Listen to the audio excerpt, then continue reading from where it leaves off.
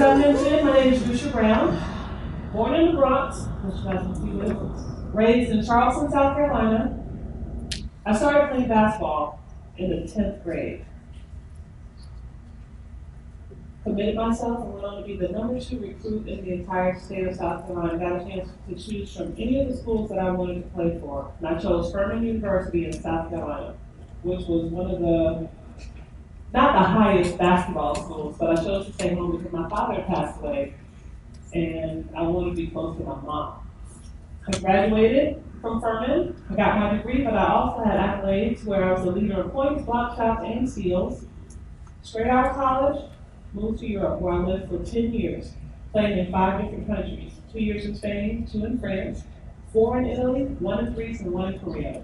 But I also played 7 years in the WNBA from its inception. I spent 6 years in Cleveland and 1 in Charlotte.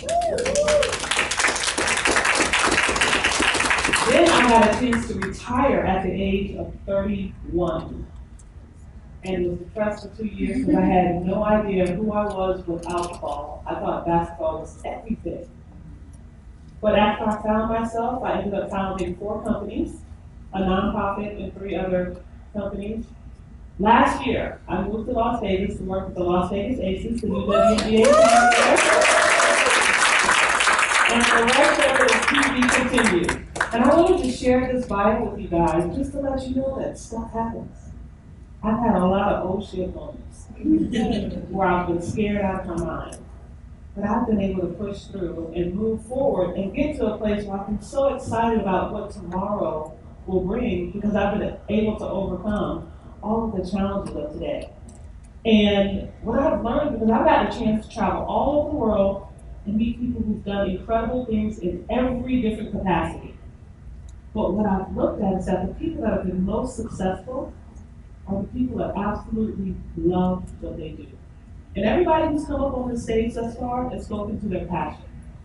Passion is the thing that leads people to their success. And often, we're not bold enough to actually walk into the space where we do the things that we love. But if you do, you will never work a day in your life. You wake up. Miss Julie talked about it. You wake up because you are driven by whatever it is that you're called to. And so I want to share with you guys what I've deemed the passion principles. This is how to be the exception and not the rule. Now we know the rule is what everybody will do. Most people will do just enough to get by. I'm going to do just enough to get a C or a B. I'm going to do just enough when my coach doesn't fuss at me. But when you're passionate about something, you don't have somebody to check on you all the time because you do it before they even ask. So I want you to understand what your passion is, and everybody has a different space. And for me, passion is 7 key principles that will lead you, be it in your personal life, professional, on the corner field, in your spiritual walk. That passion is something that's going to drive you. So our P is perseverance. Everybody say perseverance. Perseverance. Perseverance speaks to the fact that stuff happens. Okay? You're going to get knocked off track. You'll have obstacles, challenges, miscues, where you will fall short. But you got to figure out how to get back on track and not allow yourself to be held into a space where you don't recover. You have got to figure out how to get beyond that. So your A is attitude. Everybody say attitude. Attitude. Now we all know that a person can walk into this room, and especially since you're women, we're looking at them, and as soon as they walk through the door, we're sizing them up. What kind of shoes she had on, what is her hair doing, what kind of outfit does she have on. But her attitude says something before she even opens her mouth. If you walk into a room with your shoulders slouched and your head down, people may think maybe she's shy. If I walk into this room with a scowl on my face, you're like, why did Julie bring this crazy lady in here to teach us? But you walk into a room with energy and a smile, and you show people how to treat you based on where you carry yourself. You have the power to determine what your interaction is going to look like. So you have got to figure out how to put your best foot forward, no matter what it's going to be. Because we all have times when things happen, right? I got up this morning, my daughter's best friend's in town, her mom calls, and they were like, okay, we want you to bring Morgan this morning before you go to work. And I was like, that means 6:30. For a 7-year-old? Okay, you get up and you do it. You figure it out. We heard, well, you guys didn't hear about it, but one of your presenters has a 15-month-old that would not go to sleep last night, and she is here with a smile on her face. Your attitude determines everything, because people do business with people that they know and they like. And your attitude is going to show them that. How are you going to put yourself apart? How are you going to set yourself apart? So we've got perseverance, attitude. Your first S is sacrifice. Everybody say sacrifice. Sacrifice. Now we know sacrifice is about giving up something, okay? You got to understand the difference between what I want to do and what I need to do. I shared with you guys, I picked up a ball for the first time in the 10th grade. Prior to that, I'm living in South Carolina with my family. I'm chilling. I'm not messing up my hair or my nails, and I'm still that girl. But once I started playing basketball, I had to make different decisions. So when my friends wanted to go to the beach, Rusha, can you go? I got practice. Rusha, want to hang out this weekend? I got a tournament. There were so many things that I missed because I made a decision about what I wanted my life to look like. I like going to the beach. I like pizza and hanging out with my friends. I miss family events. But when it came time to go to college, we went to school on the floor after a scholarship.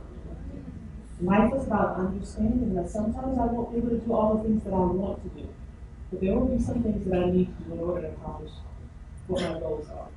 Which leads us to our second S, which is set goals. Everybody say set goals. Set goals. It's knowing what you want to do and then putting the steps in place to actually get there. So many times we think about something, what we want to do, and we don't truly pursue it. But the reality is, hope is not a plan. I can't hope that I become successful, then not do the work. I couldn't hope that I could go to school on a scholarship and not do the work. I made sure to look at somebody. I remember specifically a young lady named Edie Lincoln came to our school. She had played for my coach, and she got a scholarship to go to South Carolina. He was like 6'5", 235. I was like, oh my God. Of course, I was a sophomore in high school, and I was like, I want to be like her. She's going to school for free. And I asked her, what'd you do? How'd you do it? Who'd you play for? So I built my map based on what she did. And we can't be afraid to speak to women that are doing the things that we want to do. Get a mentor. Don't be afraid to ask them what their journey looks like. Because everybody has a different gift, talent, or ability. But you can still shape your journey based on the path of someone else. Make it your own. I learned how to set my goals. So our I is inner strength. Everybody say inner strength. Inner strength. Inner strength speaks to the fact that you have to believe in yourself even when nobody else does. Yes. Because there will be times when people tell you that what you think is stupid. You can't play baseball, you're a girl. Rusha, you don't even know how to walk and chew gum at the same time. How are you going to get a scholarship to play basketball? It was true, but I was willing to work. When the WNBA started, I told my agent, I've been playing overseas for 3 years. I told my agent, T, I gotta be in this league. It's gonna be the hottest thing in the States. He's like, well, Rusha, you didn't go to a top school. You're not a big name. But I played overseas for 3 years. And I saw all these girls being recruited around me. I'm leading the nation in scoring. And 2 girls in my league just got picked and I didn't get picked. I didn't understand it. But I still believed I was good enough to play. I never got drafted. I wasn't even invited to camp as a free agent. So when the league started, they allowed for each market to have open tryouts. And I went to Charlotte and I tried out for a team. Walked into a gym, 200 women trying out for 2 spots. But I don't care, because I'm going to be one of the 2 women. At least that's my mindset. I made it from 200 to 150 all the way down to the final 4, and then I got cut. Had never been cut from anything in my life. Heartbroken. I go home and I tell my mom, and nobody in here knows her, but she was like, okay, so what you gonna do? 0 sympathy, because I'm a crybaby. I always need like 15 minutes to cleanse myself, and then I'm good. But she's like, okay, so what's next? Do you think you're good enough to play in this league? And I was like, yeah, but they cut me. She's like, you gotta figure something else out. So my brother and I drove from Atlanta to Cleveland to try out. Once again, walk into the room, 200 women trying out for the 2 spots. I continued to play. This time I made it down to the last 4. And they said, you 4 ladies had an incredible tryout. It was Jenny Lusick and Don Harrington. You two are going to be on the team. Rusha and Adrian, you guys are going to be practice players. This is my moment to brag because Jenny Lusick, who was on my team that first year, she tried out with me. She is now the only female coach for the Dallas Mavericks in the NBA. I'm so happy. But, we started out together, and so I was a practice player. I was like, practice player, what's that? That means when we were having practice twice a day, 4 hours each time, I got all of that. But when it was time for the games, we should have to sit in the stands with fans. I couldn't travel with the team, didn't even get a uniform. But I believed I was good enough. I wanted to play on this team, so I was going to take whatever position they gave me. At the end of our 3.5-week training camp, Coach calls me in the office, Rusha, you had a great training camp. We want to move you to the regular roster, and now Donna was down on the practice squad. I was like, oh my God, I get to be on this team. I call my mom, I'm all excited, because she had listened to me for 3.5 weeks cry every night, because it was the hardest thing I had ever done. And now it paid off. We get into our 7th game. We're about to play LA. My coach calls me in the office and she's like, Rusha, you're the best matchup to play against Lisa Leslie for starting on Friday. Like, I almost passed out just at the thought, because Lisa was my idol. Now I got to play her. She blocked my shots a couple of times, but once I got myself together, I played well. But I'm sharing that part of my story with you because it was never about them believing in me. I had to believe in me. And then I had to do the work. And a lot of times we get caught up in what other people say about our journey. But you don't know my gift, my talent, nor my work ethic. There's no one who will let you determine whether I go or quit. My inner strength is about me and understanding my value. We've got perseverance, attitude, sacrifice, setting goals. Your I is inner strength, and your O is optimism. Everybody say optimism. Optimism. Your mindset. Positivity has got to be a part of everything that you do. Is your glass half empty or half full? Think about that. Because we talked about with perseverance, things happen. But life is only 10% what happens and 90% how you respond to it. It's not that it happens. Now what? Because things happen and we talk about it and think about it and then call somebody and talk about it and think about it. And that negative thing gets so big that we can't even recover to move to what's next. But you gotta have a positive spin. You gotta figure out how to learn something from whatever that negative lesson is. As a freshman at Furman, I won every award they had. I won't even name them. From team MVP to athlete of the year. So it was anticipated that I would be a Naismith All-American the following year. So that summer, I was on it. I worked out with the football team, the basketball team, the soccer team. Everybody who was working out, I was working out.